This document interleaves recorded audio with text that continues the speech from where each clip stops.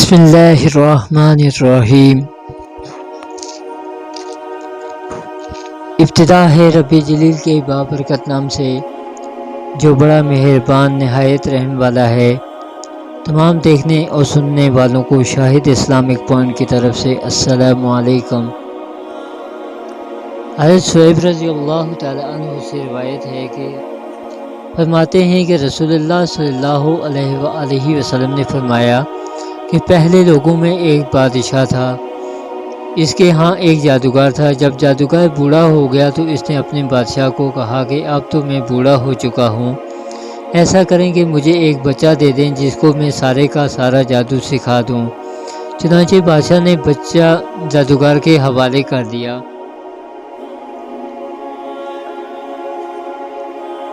جس راستے پر بچہ بوڑھے کے پاس جاتا تھا اس راستے میں ایک نیک نفس انسان رہتا تھا۔ بچہ اس راہ کے پاس بیٹھنے لگا، اس کی باتیں سننے لگا۔ اس نیک و صالح راہب کی باتیں بچے کے دل میں اتر گئیں،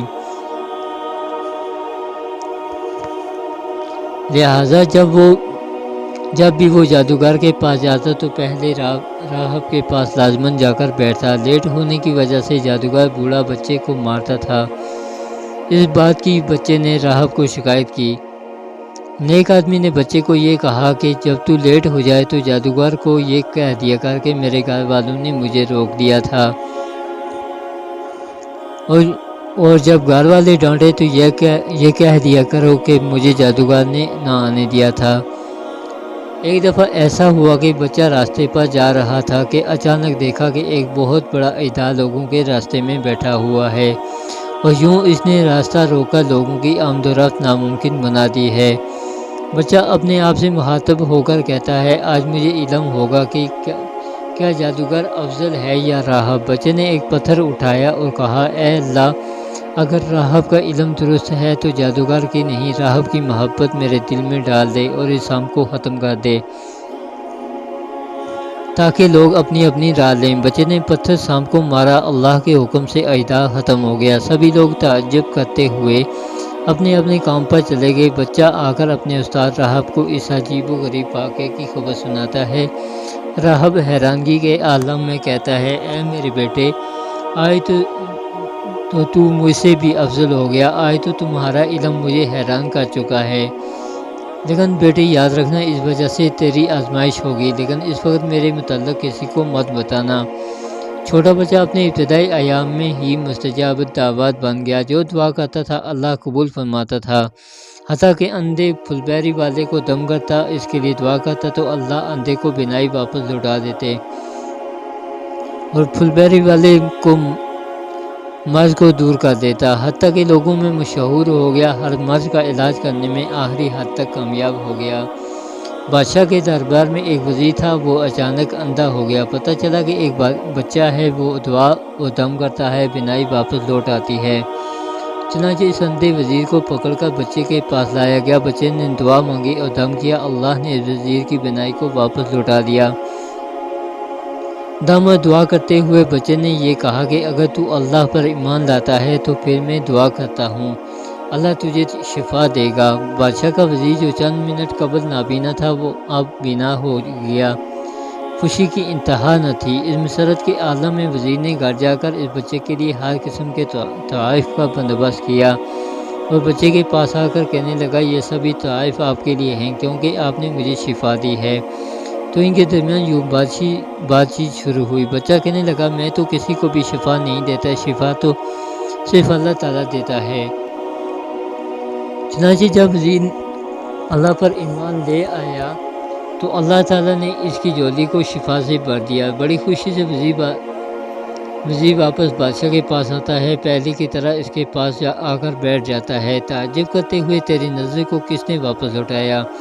وزیر ربی خوشی سے کہتا ہے میرے اللہ نے۔ بادشاہ غصے میں آ کر کیا تو نے بھی کوئی اور خدا بنایا ہوا ہے؟ وزیر اپنے ایمان کے بل بوتے پر کہتا ہے ہاں، وہ خدا جو تجھے اور مجھے دونوں کو پالنے والا ہے۔ بادشاہ اس وزیر کو اللہ پر ایمان لانے کی وجہ سے معزول کر دیتا ہے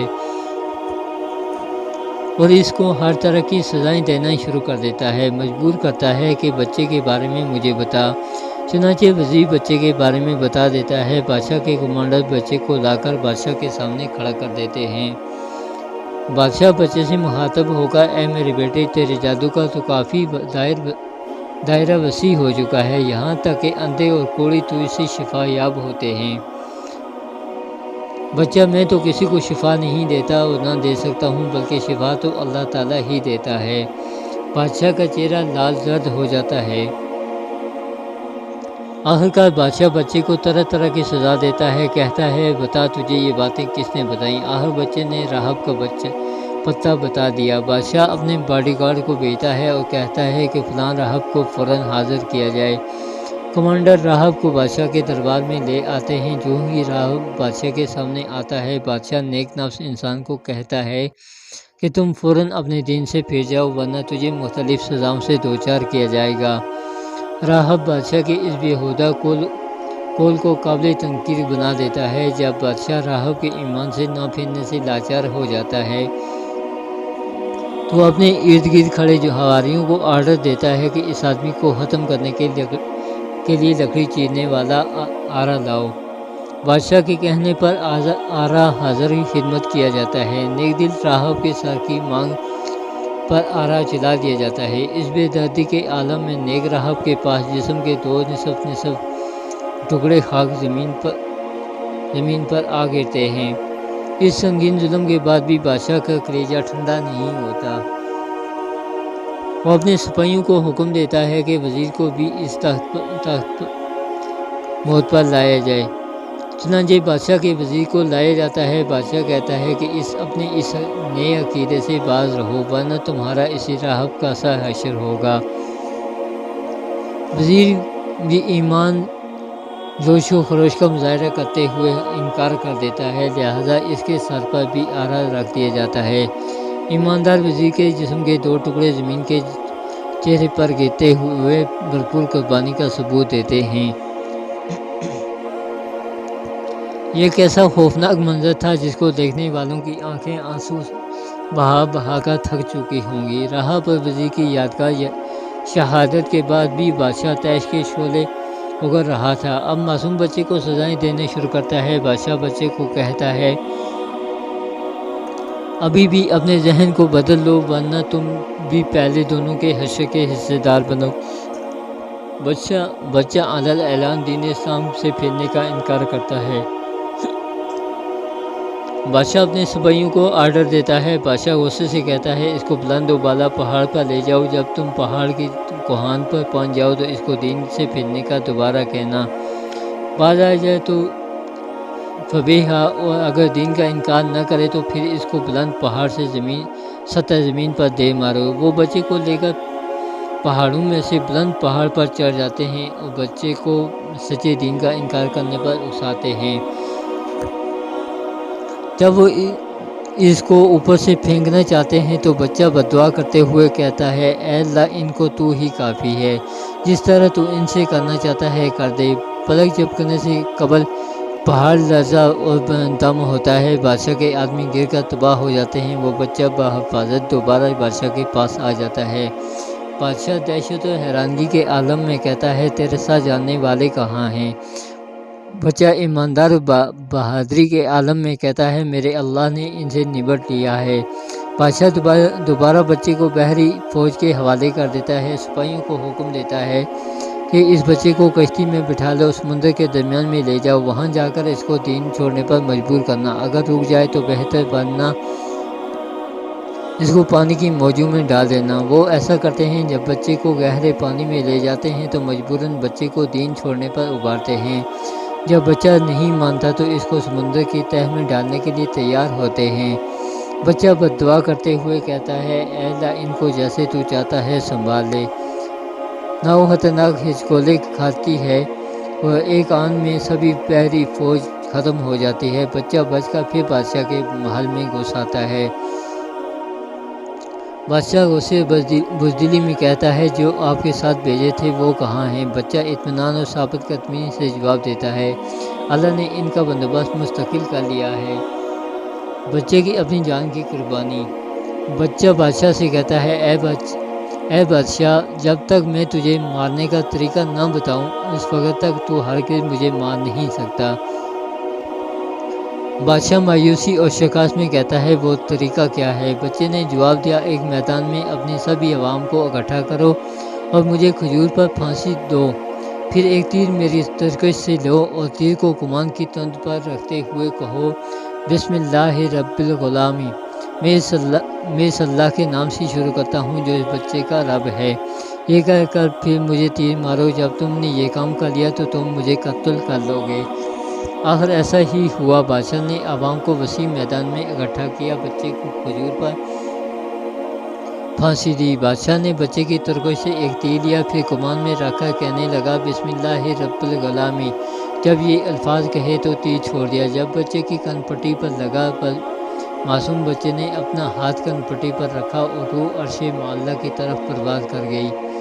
لوگ بلند آوازوں میں، ارد گرد کے دیکھنے والے لوگ بادشاہ کا یہ رویہ دیکھ کر بلند آواز سے پکارنے لگے، آمنا برب الغلامی، ہم اس بچے کے رب پر ایمان لائے۔ کہ ہر طرف سے آوازیں آنے لگیں۔ ایک گروہ بادشاہ کی خدمت میں حاضر ہوتا ہے۔ گروہ پریشانی کے عالم میں بادشاہ سے کہنے لگا، اے بادشاہ، جتنا تم خوف کھاتے تھے اس سے دگنا تمہارے خوف میں اضافہ ہو گیا ہے، وہ یہ کہ سبھی لوگ مسلمان ہو گئے ہیں۔ بادشاہ غصے کی حالت میں ان لوگوں کے لیے بڑے بڑے گڑھے کھودو، ان میں شدید قسم کی آگ عام کر دو، جب مرد اور زن اپنے دین سے نہ پھرے اس کو ان شعلے مارتے گڑھوں میں پھینک دو۔ ظالم گروہ نکالی گئی کھالیوں کے اطراف پر کھڑے ہو جاتے ہیں، مسلمانوں کے ایک ایک گروہ کو آگ پر لا کر دین چھوڑنے پر مجبور کرتے ہیں، جو نہ مانتا تھا اس کو بھڑکتی آگ میں دھکا دیتے ہیں۔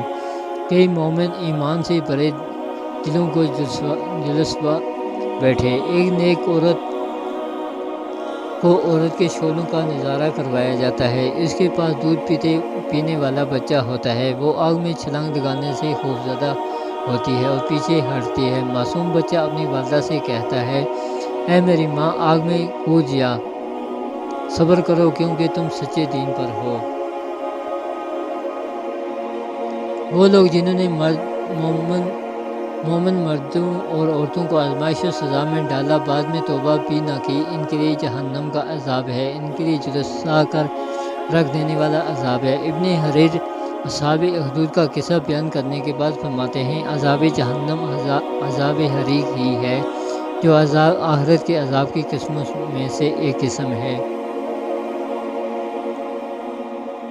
جہنم ان کے کفر کرنے کی وجہ سے ہے، عذاب حریق ان کے لیے اس لیے ہے جو انہوں نے مومنوں کو سزائیں دیں، اور یہ بھی کہا ہے کہ آخرت میں ان کے کفر کے عذاب سے بڑھ کر ان کو عذاب ملے گا۔ ابن حریر سے علامہ ابو موسیٰ نقل کرتے فرماتے ہیں، اللہ تعالیٰ نے مومنوں پر ہوا بھیجی جس نے مومنوں کی روحیں آگ میں گرنے سے قبض کر لی، یہی ہوا کے چلنے کی وجہ سے آگ کے نزدیک کھڑے ہوئے لوگوں کو آگ باہر نکل کر کھانے لگی، اور اس پر اللہ تعالیٰ کا فرمان دلالت کرتا ہے۔ اللہ تعالیٰ کا یہ بھی فرمان ہے کہ کافروں کے لیے جلا دینے والا عذاب ہے۔